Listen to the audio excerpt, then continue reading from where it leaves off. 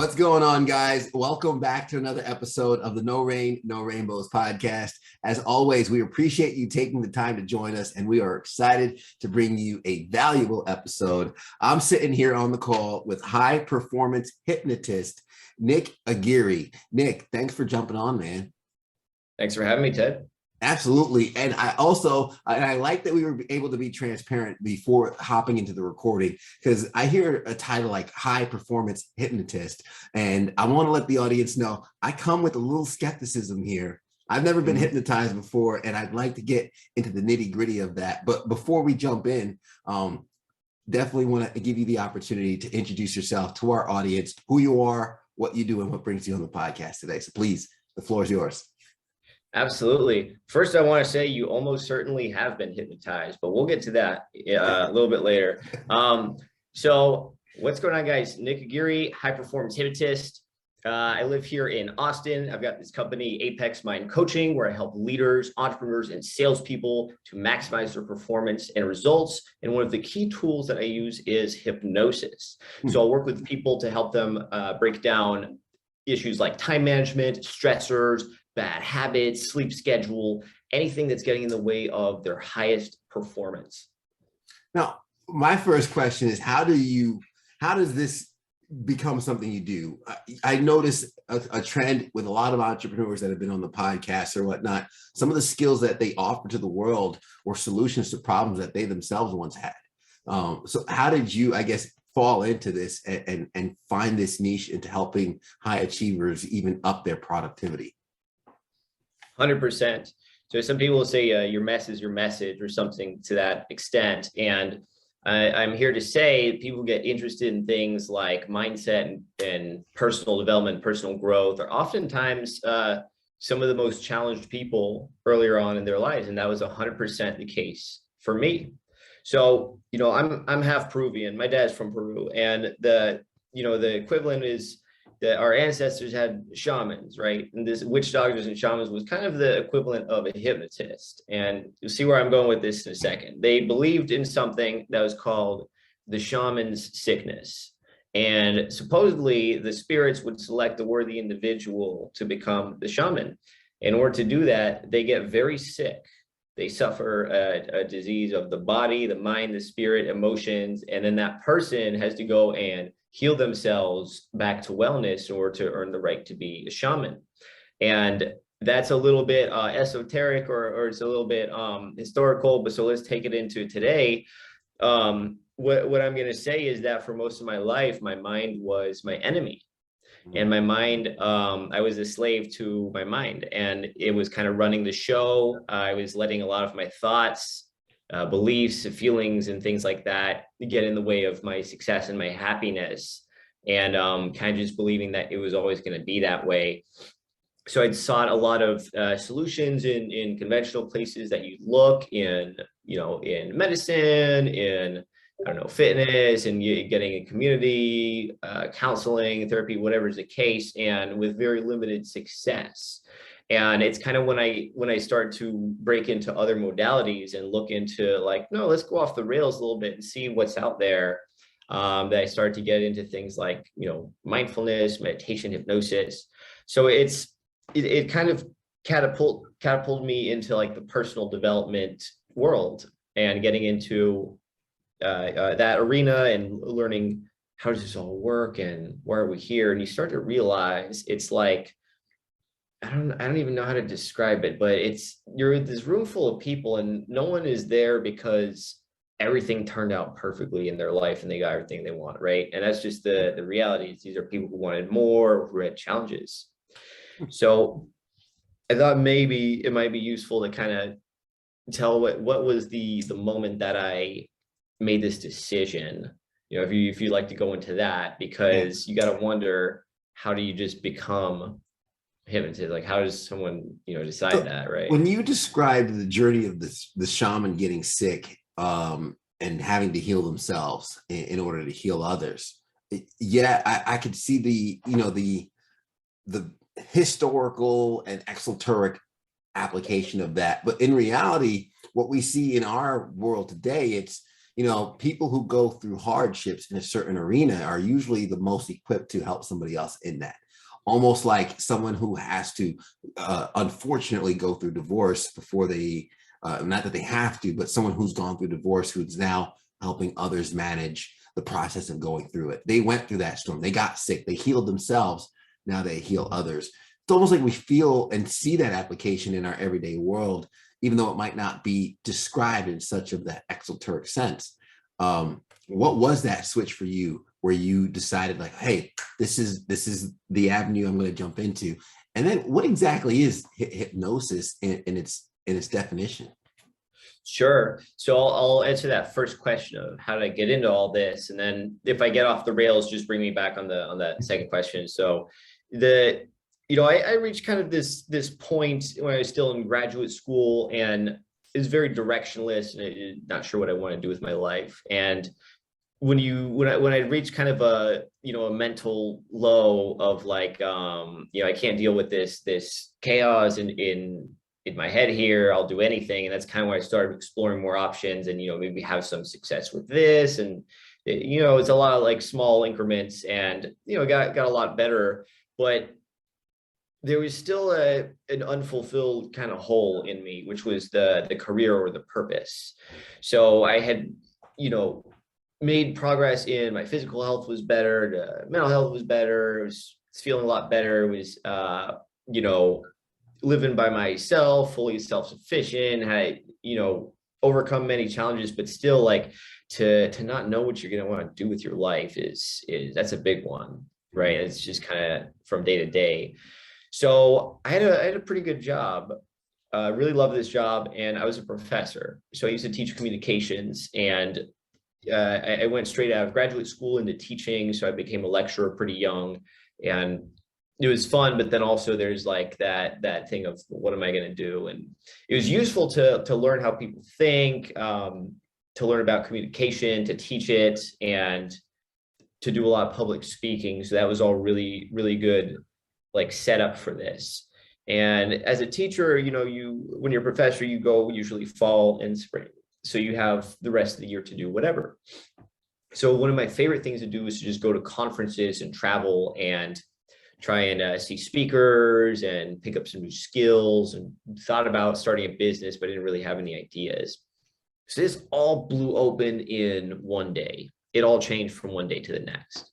I was there at a conference, and they said, it's a social media marketing convention. They said, we have a late show tonight, and there's going to be a hypnotist. And I thought, that's very weird. And like, I don't know, like, is that for real? I'm not sure. So I had quite a bit of skepticism, and I didn't really know what to expect, but I thought like, whatever, I'm not doing anything, check it out. So I go there, and what happened next, it just utterly blew my mind. So if you've never seen this sort of thing before, a stage hypnotist is usually a professional entertainer. So this is not like a hypnotherapist or someone who does what I do, but it's usually someone whose job is to use hypnosis to create an engaging show. So when you think about people barking like dogs and all that stuff, this is kind of the more what you'd expect there. Which I still don't buy, but let's continue. Like I don't see myself barking like a dog because of a snap of a finger, but Sure. We'll unpack that a little bit, and the elements that actually drive someone to do that, to respond to that suggestion, who would do that, who would not, and what were the conditions. But so anyways, yeah, we're there. And the bottom line is, when you're doing a show like this, you'll be selecting certain people for the show who usually have an extraordinary like imagination or focus that allows them to visualize or enter this trance state that most people cannot enter so immediately. So that's usually the first premise here. So the hypnotist is performing there, and as you're watching, he'll give a suggestion. For example, you guys are playing in an orchestra, you're going to pick up this invisible instrument, you're going to start to play it. And, as I'm watching, I'm kind of trying to figure this out. Where my mind is at is like, I'm thinking like, okay, it's like I'm watching a magic show, and I want to figure out how they, did the trick or whatever. Like in my mind, I'm thinking it's all like a trick or something. So how did they do it? So the first thing, you're watching people playing an invisible instrument, and it's kind of like, well, they could be playing along, right? So maybe what I'm speculating at this point is maybe they just pick like the most complicit people, or they just pick the people that would go along, and they're just kind of acting, right? But then that theory starts to not hold as much. And this is kind of one of the places where it fell apart. You know, as I'm getting a little closer, I can notice in these people, there's a distinct change in like their face and their motor movements being different, that they're clearly in a different state, kind of like this dazed, sleepwalking state. So that's the first thing I notice. The second thing I noticed is the hypnotist, he gives everyone a number, 1, 2, 3, 4, 5. He says, next time you open your eyes, odd numbers, you're watching the funniest movie you've ever seen in your entire life. Even numbers, you're watching the saddest, most tragic movie you've ever seen in your entire life. And when people awaken, and by the way, there's no movie. These people are so immersed, they're visualizing and essentially hallucinating this. But you're seeing people that are laughing hysterically at nothing, and people that are like crying, you know, as grown men, like taking their glasses off, like wiping tears away.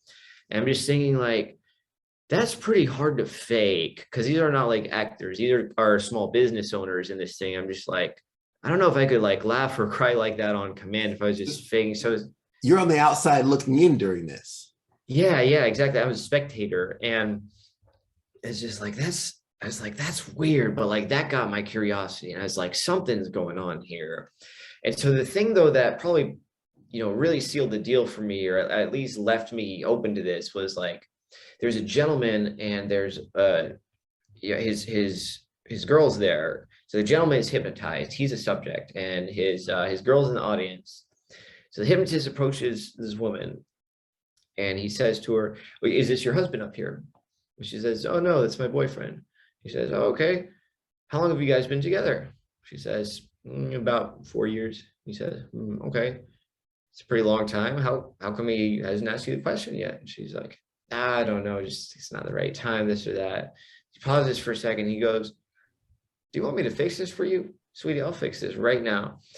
And she goes, oh my God, yes. So I'm thinking like, what the hell? There's no way. So he goes over to the man and, you know, gives him the suggestion. This guy just pops up instantly with no inhibition, and like addresses the entire room and saying, you know, I have this announcement, turns to her and says, you know, whatever her name is, I love you. I want to spend the rest of my life with you. Will you marry me?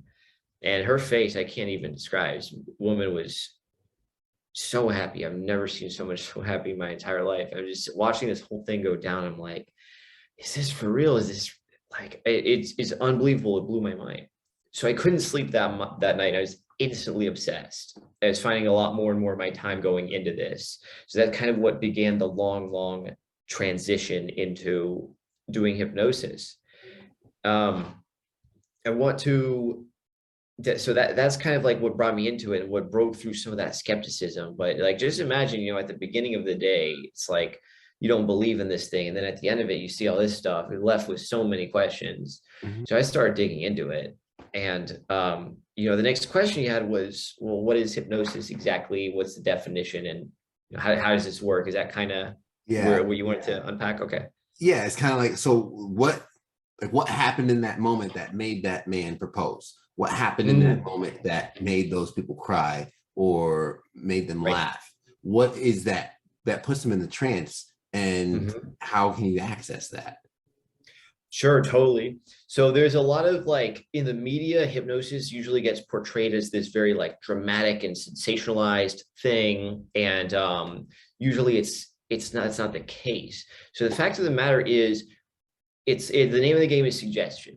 And we're all responding to suggestions constantly. We have to, in order to learn, in order to communicate, to work together, right? We take suggestions from our environment. We you know, check the weather app and it tells you it's 70 degrees outside.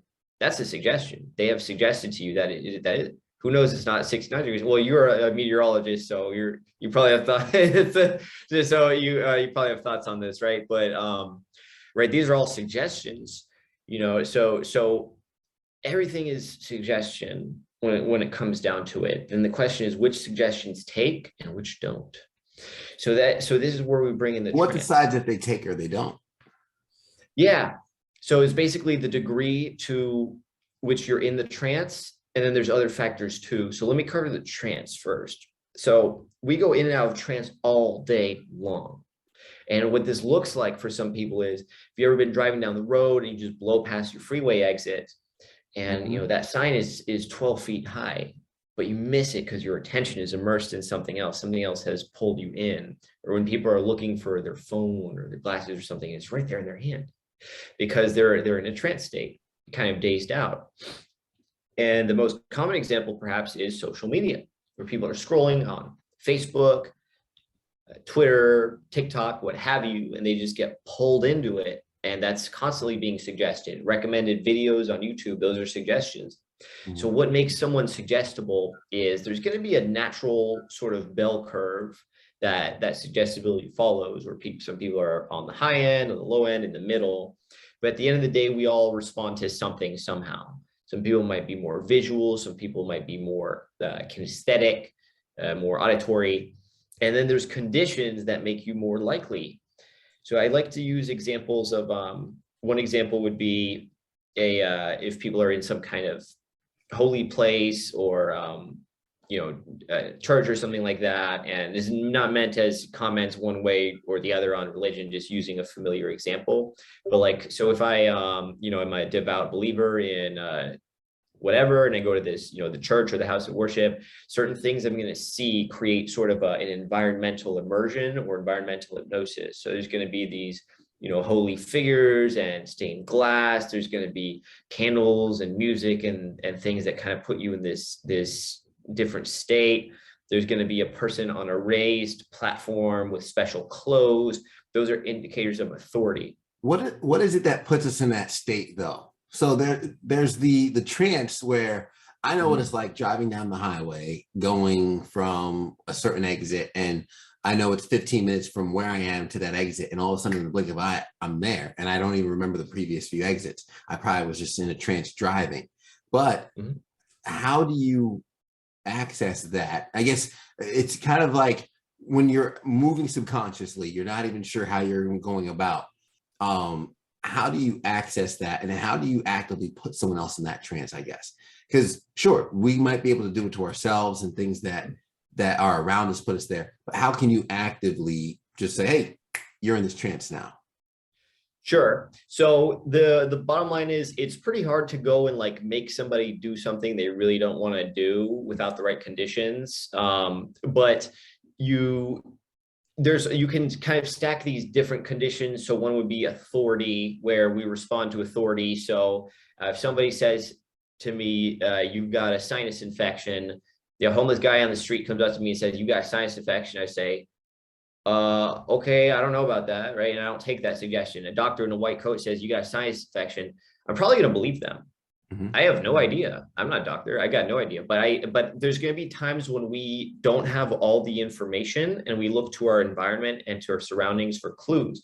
So like the weather example, for example, I check that app because I trust it, or media or news, we look for clues. So having somebody as an authority in the first place, that they're listening or they're portrayed as an expert, is going to make people more open or more suggestible.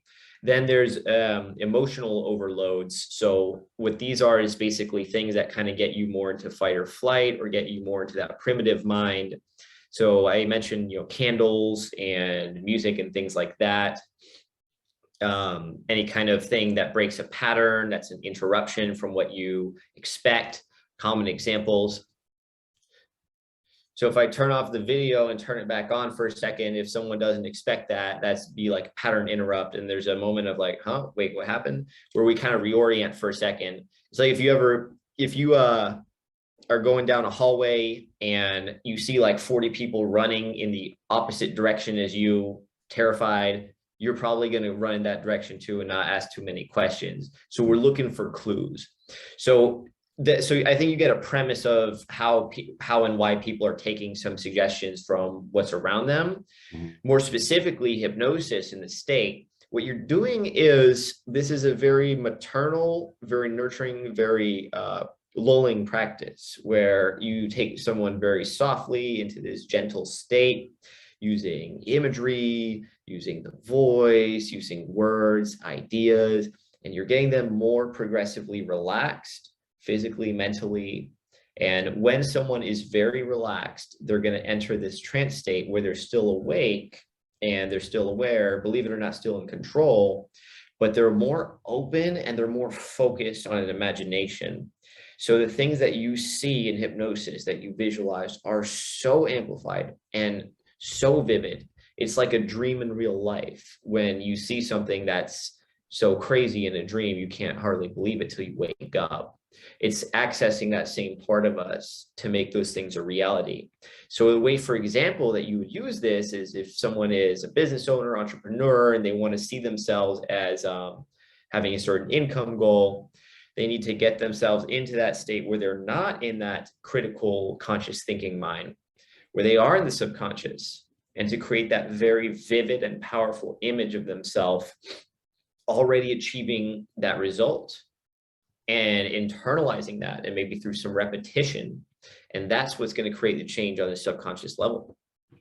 All right. So you're having that relaxation kind of put us into the beta waves almost, and more susceptible to that. What exactly is the subconscious, and why does it kind of hold the strings? Yeah, great question. So 90+% of our behavior is subconscious. And the reason that it is this case is it has to be. There's way too many things for us to keep track of, and we need to rely on some shortcuts and some patterns to be efficient and to keep us in balance or homeostasis. So it asks the question, like, imagine if you had to blink your own eyes manually. Imagine if you had to breathe every breath manually. That it makes no sense. Since we've been using the car example, a number of things that a person does when they first learn to drive a car versus after 3 months driving, right? You go, do you think about unlocking it, getting in, putting the key in the ignition, seatbelt, all that? We do them automatically because it takes way too much decision-making, way too much bandwidth to do those things consciously. So the subconscious is designed to make us efficient and take those shortcuts. But the problem is when people get stuck in these patterns. And the broad metaphor that I use for people when you're looking at how do you create these changes and what is that really, I say imagine that you're an actor, right? This is the subconscious. Imagine that you're an actor, you are the greatest actor of all time. You can do any role, comedy, drama, romance, action. And up till now, you've been playing a part.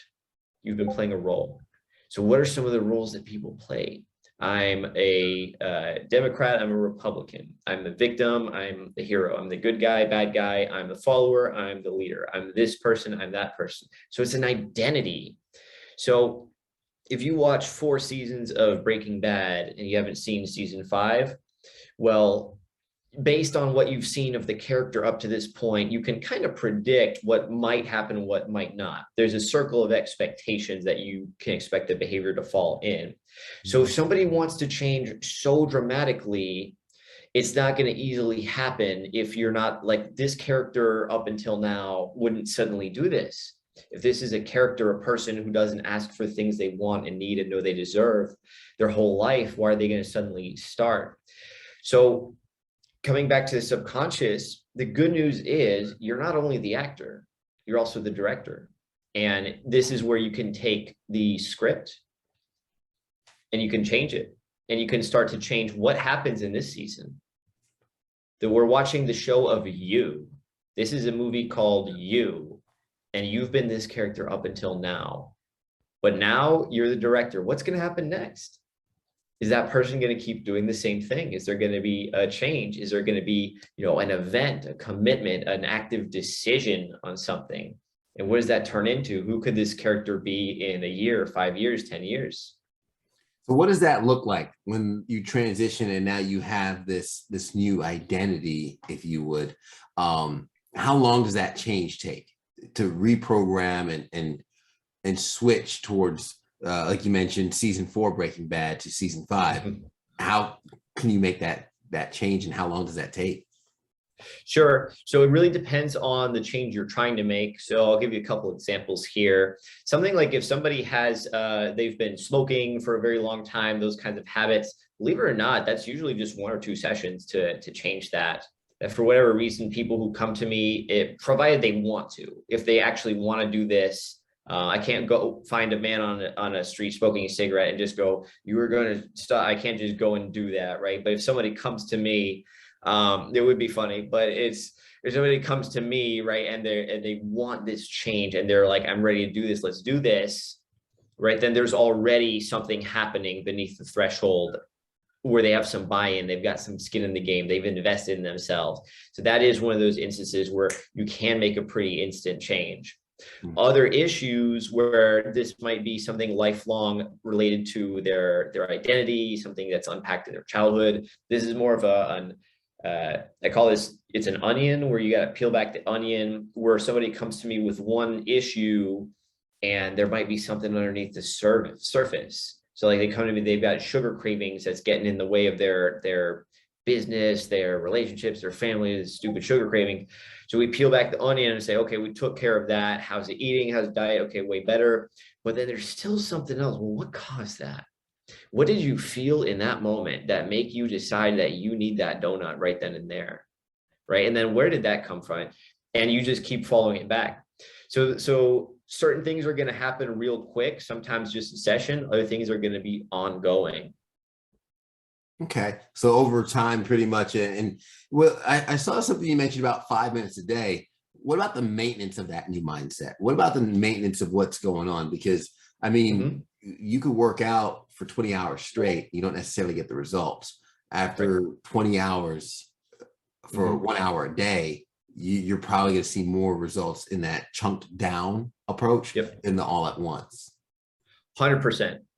You hit the nail on the head here. This is a muscle. There's a relaxation muscle. There's a trance muscle. There's a committing to new identity muscle. So let's say that somebody, quits the smoking, the chances are overwhelmingly they won't do it again. But I'd still, usually this is where I would record something for them and, listen to this recording, say 15 minutes. Fine. Before they hire me, I ask them, if you're serious about doing this, can you commit to listening to this for say 21 days? Because that's about how long it takes to get that habit pretty solid. So that's where you would want to have something of, 5 minutes, 15 minutes a day, depending on what you're doing. So visualization is a very powerful way to do this. So creating it only takes about 5 minutes a day with a strong visualization to start creating the change. So even without the help of a hypnotist, you can already start this.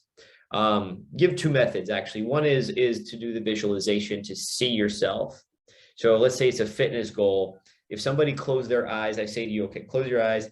Imagine you are about to take a bath or a shower. You see yourself there, see your body. If somebody identifies as overweight or obese on a subconscious level, it doesn't matter what diet, what exercise, they have to change that image. So when you start to visualize as this person, like you want to give a speech or do public speaking and you're terrified, go visualize it, right? I visualize myself doing this podcast with you, so it feels familiar. So your subconscious mind cannot tell the difference between a vivid imagination and reality. And when you do that on a regular basis, it starts to think, okay, I guess this is possible, or okay, I guess we're doing this now. I guess this is written into the character now, right?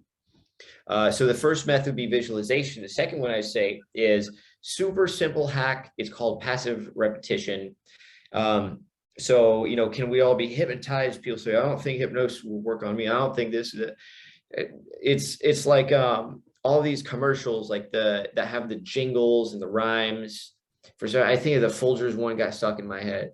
The best part of waking up is Folgers in your cup. So I did not decide that that's the best part of me waking up, but I've heard it, you hear it 1,000 times. It gets baked in there, right? So do the same thing for yourself. Here's the suggestion to you is get a audio program, get a recorder on your phone and speak out your new reality. I am this person. I make this much money. I do this. Say those goals as if they've already happened. Say them with great conviction, about 5 minutes, and listen to it. You don't even have to pay attention to it.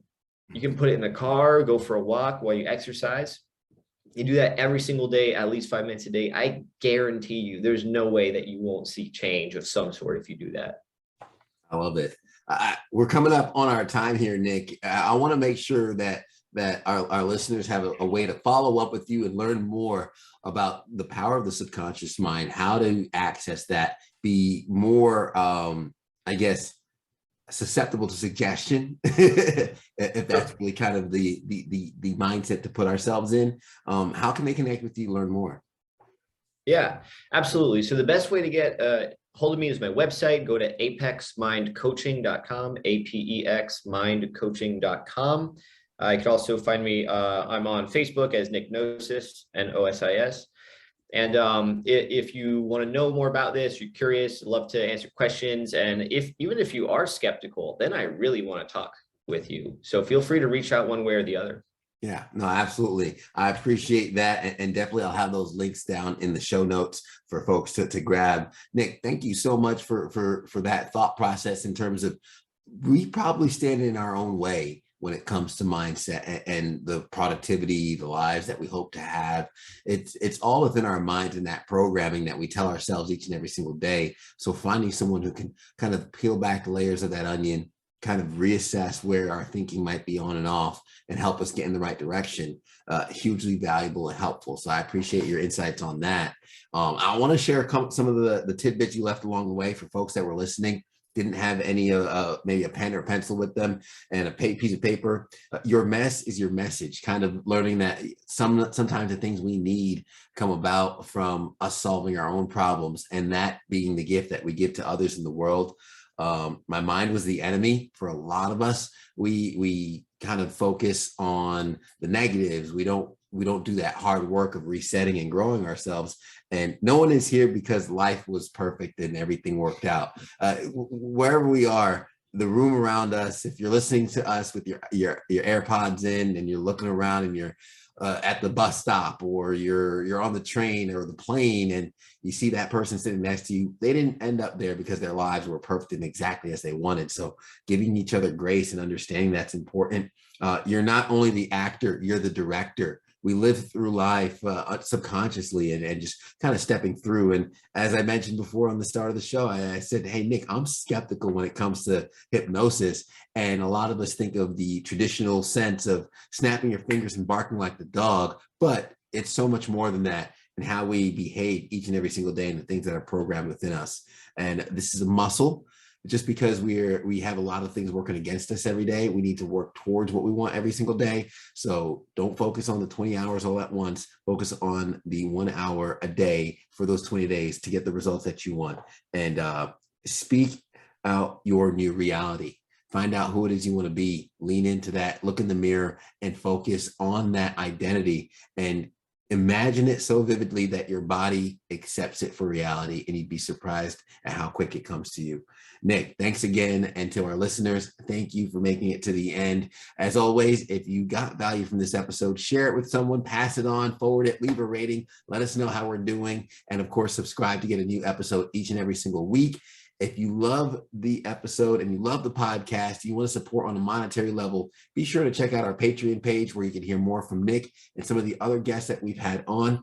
And as always, folks, like we like to say at the end of the episode, everybody wants the sunshine, but they don't want the rain, but you can't get the pleasure without a little pain. Let's grow.